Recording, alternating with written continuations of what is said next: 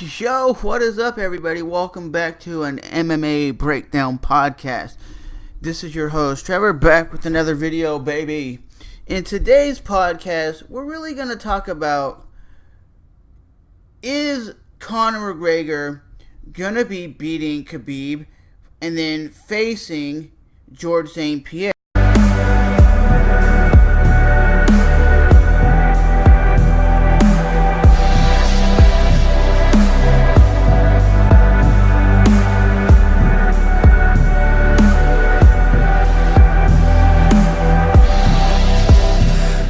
So, what everybody expects in this fight, that Conor McGregor is just gonna murk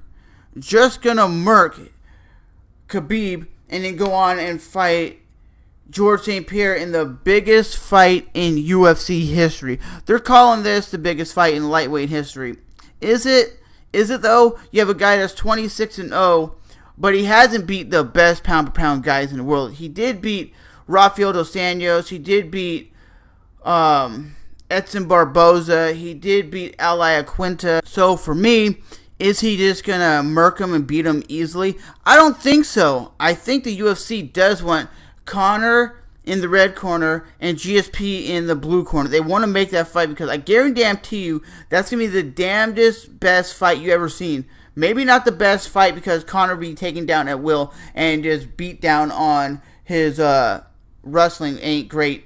But the pay-per-view numbers would be astronomical, the baddest you'd ever seen, like 2 million, 3 million, 4 million.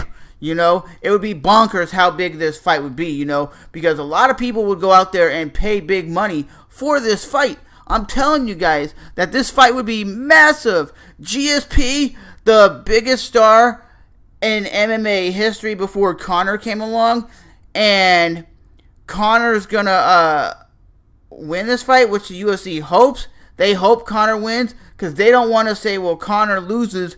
Then they're going to have to give Conor an automatic rematch to fight Khabib in a second fight because they want Conor to be the damn champion. That's what they really want. You know they do. You know they do because Conor is like the face of the sport. If Conor loses, his stock drops and people go, ha ha, he's been out for 2 years and he loses to who? Because a lot of people don't know who Khabib is if you're a casual fan. So it's just saying, okay, Khabib is 26-0, but to the casual fan, they're going in there thinking he's just going to 1-2 punch, knock him out, and it's going to be done, and it's going to be an easy fight. People don't realize how badass Khabib is on the ground. But a lot of people are saying, well, Khabib's going to shoot in and get cracked. But I will say, GSP says he wants to make 155. GSP should fight at 155 before he fights Conor because they should at least attempt to see if he can make 155 and actually compete at that weight class and actually do good. And he should fight somebody like a Tony Ferguson. So the main reason why I say Tony Ferguson is the number one contender after Conor McGregor is 25-3. And this dude has not lost a fight since May 5th, 2012. He's on a 10-fight winning streak, beating the likes of Kevin Lee, Rafael dos Anjos. He's beaten the best pound-for-pound guys in the world, and he's on a 10-fight winning streak, and people aren't giving this guy credit. He has 3 performance of the nights, 3 fight of the nights, 1 knockout of the night, and 1 submission of the night. The dude can knock people out. And I think he would give Conor McGregor a hell of a run for his money, too. He would give GSP a hell of a run for his money. So I think they should make GSP versus Tony Ferguson before they decide to make GSP versus Conor or GSP versus Khabib.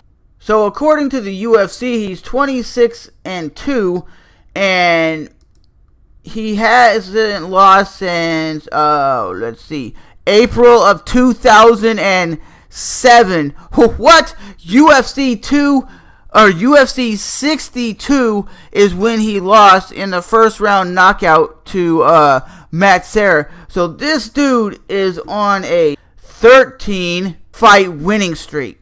Okay, and all those are title fights. Okay, the last time he lost before that was 2004 against Matt Serra. So this dude has been fighting in the UFC since 2004. That's crazy. he's been in the UFC for that long. But he's been in title fights where he's dominated every single round. He's beaten the likes of Thiago Silva, John Fitch, Matt Serra, Jake Shields, Carlos Condit, Nick Diaz, Johnny Hendricks, and that's when Johnny Hendricks was a beast. He beat Michael Bisping. He beat Dan Hardy. He beat Josh Koscheck, Matt Hughes. He beat Frank Trigg. He beat... just the list goes on and on of who this guy has whooped. We go to Conor McGregor. He's 21-3, and he's beaten the likes of Nate Diaz, Eddie Alvarez. He's beaten Diego Brandao, Max Holloway. So his record, if you look at what GSP has done compared to what Conor's done, I think GSP has fought the more harder competition. He beat Jose Aldo. So in the last 3 years, Conor McGregor has gone 1-1. He lost one and he won one. Okay, or he's 2-1, I should say, because he beat Eddie Alvarez. He beat Nate Diaz. But I think in that fight, if you go back to the last round of the 5th round of the Nate Diaz fight, he got taken down. Okay, he got taken down. And I think if it would have been longer in that fight, longer in the 5th round, he would have lost. But somebody like a Khabib, somebody like a GSP, they can literally pressure the action and make it more of a harder fight for Conor, because Conor is a explosive fighter. He's in there like just throwing punches and being explosive, right? And that's where he gets all his brutal TKOs from. But GSP is not stupid. GSP knows how to shoot double legs. He has great stand-up, great jiu-jitsu. So somebody like a Conor McGregor, they're not going to want to take down George St. Pierre. They're not going to want to just lay on him. They're not going to even attempt the ground game with GSP. GSP, like I said, he's a Brazilian Jiu-Jitsu black belt, probably the baddest wrestler in MMA history, and literally the baddest dude in MMA history. It says for Khabib, he's 26-0. Let's see what his takedowns are. It says total grappling takedowns is 45%. So Khabib is 45%. He gets his takedowns 45%. Okay, and then when you go back to GSP has a almost 75% takedown offense. So he takes people down almost 75% of his fights. He's already taken you down once or twice in that fight.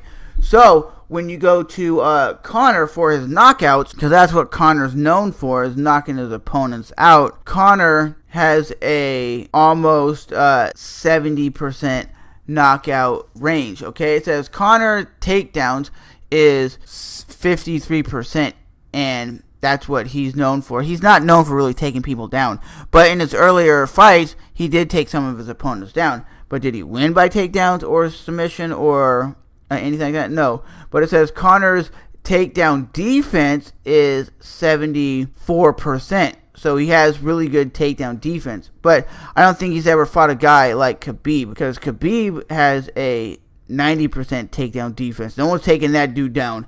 Nobody's taking him down. But when you go to someone like George St. Pierre, he has an 85% takedown defense. But we got to take in consideration, is it really going to be Khabib versus Conor, or is it going to be Conor versus George St. Pierre? You know, we don't know. But I just think the UFC really wants Conor to beat him so they can make the biggest pay-per-view ever. But I think it's going to be more intriguing to have wrestler versus wrestler. But let me know what you guys think in the comment section below. My name is Trevor, and I'll see you guys in the next one. Thanks for stopping by and enjoying this video.